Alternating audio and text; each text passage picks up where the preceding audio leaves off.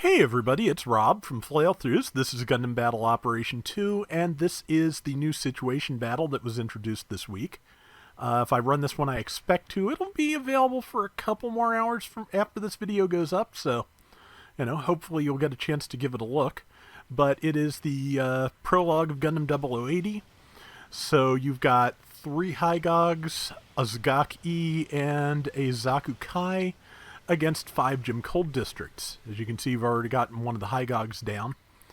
And yeah, this is one that I saw the day after it went up. There was somebody, I saw somebody saying on a social media site that it was another one that was tilted towards Xeon, and yes, no, not as much as you might think, because, yeah, I mean, you can tell just by the base bomb costs here that Xeon has a just score advantage, a strength advantage.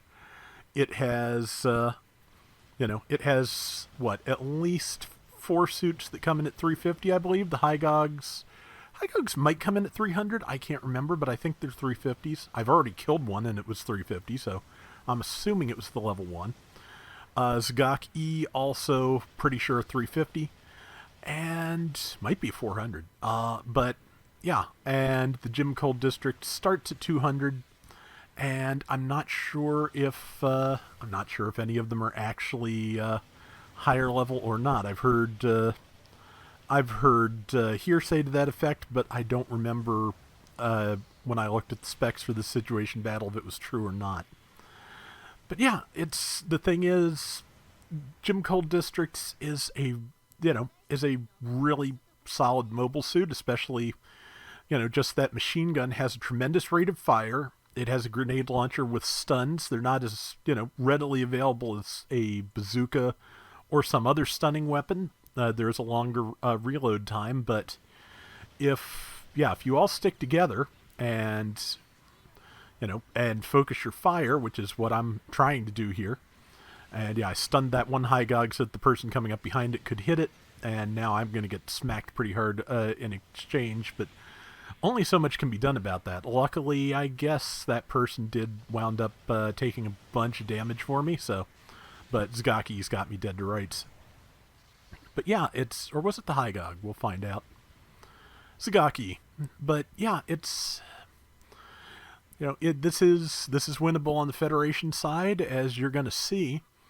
The advantage the Federation side has, again, is that it has tremendous amounts of build stun, so even though the Zagak-E and the Hygogs all also have maneuver armor, you can blast through that if you focus your fire.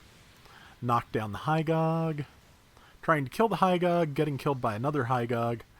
And yeah, there's one other person here if they are keeping their distance, which honestly is wise. In the moment, I didn't realize how, I only looked at the number of people that were on the map just as I was exploding. I didn't realize that number 1 had just spawned in.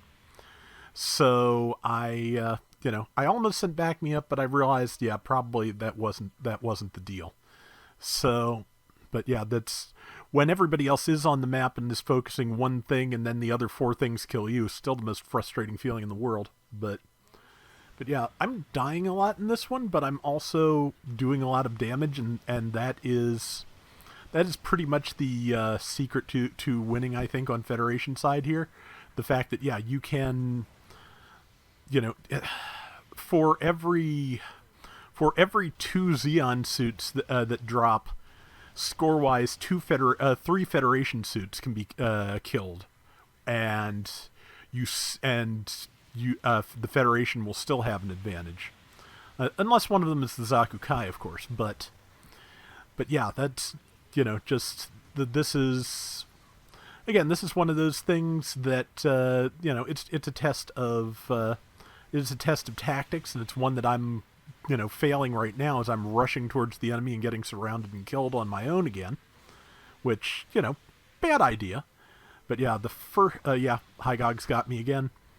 But yeah, just if the Federation can stay together and focus things, then they definitely can can come out on top, and the Jim Cold districts all have maneuver armor. So does the Hygog, but it would take the Hygogs focusing one of you to break your maneuver armor and stun you if you're moving. So, because they're the only ones that have. I guess if enough of them use their mega particle cannons, they could do it. But the machine cannons are probably the fastest build stun on the Hygog, I'm thinking. And yeah, so it is again, it's a setup that's where the Federation's at a disadvantage, and if you've seen the opening 0080, it's obviously largely does not go their way. But it can be won. It's just I kind of like some of these asymmetrical things. I mean, we were we like to when we get together and set up custom rooms on Friday night. Sometimes we just do kind of like a boss fight mode and mix up where one person gets in a 700 suit, everybody else takes like below a certain cost, and whether and the seven and if the 700 whoever the 700 or the other team collectively end up with higher scores, that's who wins. And yeah, it's a good time. It's I would love to see, one of the things I've been wanting to see in the game, honestly, for ages, is the idea of basically a mode where, say, one person is in a it's brawl, not mix up. You can't set up uneven teams on mix up. Pardon my dumb. But I'd like to see one where just one person is in like one of the boss mobile armors and everybody else has to take it down. I think that could be fun.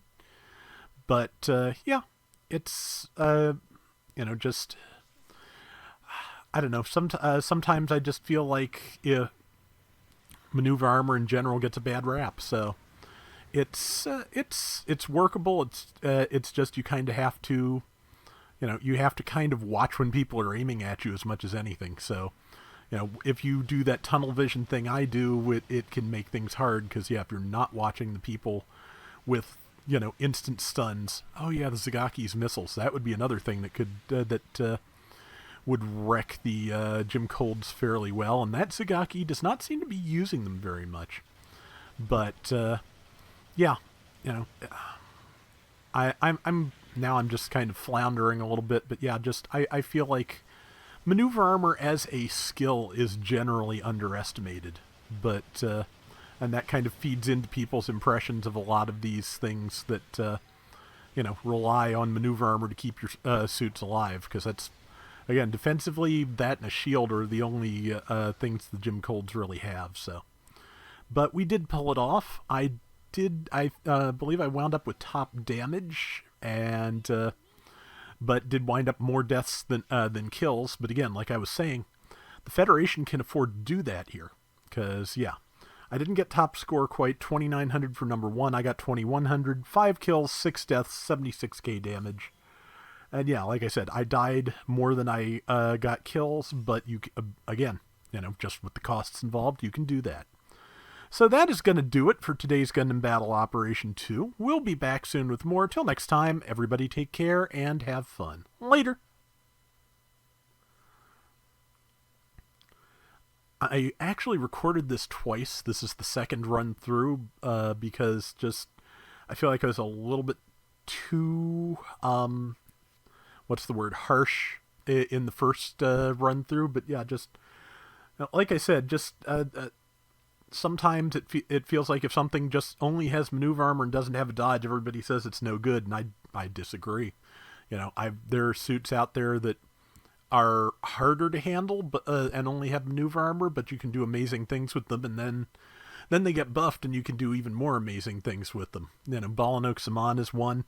Somebody in my comments said about this, said they didn't think the Akzaku Commander needed buffed, and I feel like raid players in particular, but everybody has that one suit that they can do just really great things with, and not everybody else can, and then it gets buffed, and you're just next door to unstoppable with it, which is nice in a way. But yeah, just sometimes sometimes I feel like since the buffs are based on win-loss ratio, I think sometimes it's more based on how people receive them, how they their takes on them, more than actual actual capabilities. But I could easily be wrong.